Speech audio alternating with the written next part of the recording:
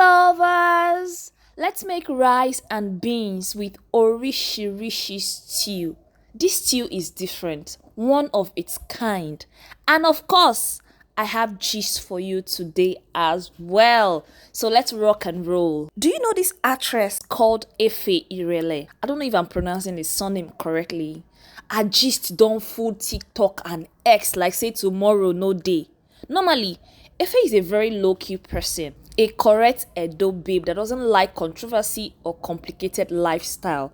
She hardly even trend on anything, but if you are a follower, you'll be seeing her activity, especially on Instagram. I know her from the movie called AU, a very romantic movie. Oh, when I was watching that movie that night, I was just holding my pillow because what? She killed her role, and that was how I fell in love with her. Now, where am I going with all this introduction? Apparently, she got married about 2 years ago and nobody knows. It doesn't make it to the news or social media at all until people started seeing wedding ring on her finger in her videos. And trust Nigerians and amebo. Hey, that was how some people put on their investigative journalism cap and dig deep to what might be happening. And that was how matter cast though. Hey. People dig exactly when she got married and whom she got married to. And apparently, she got married to a politician from APC camp. Also a popular ex-user as a second wife. That was how some people wey body dey pepper before could not have it. Some people got angry because of her second wife status, questioning it to be juju because how can a correct young Efe agree to become a second wife? While some say it is pure love, peace, security, and happiness.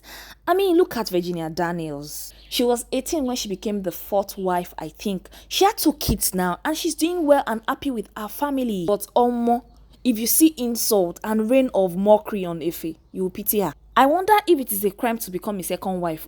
The way some people make this marriage thing complicated, I cannot comprehend. Is it not in our Bible that Solomon had 700 wives and 300 concubines?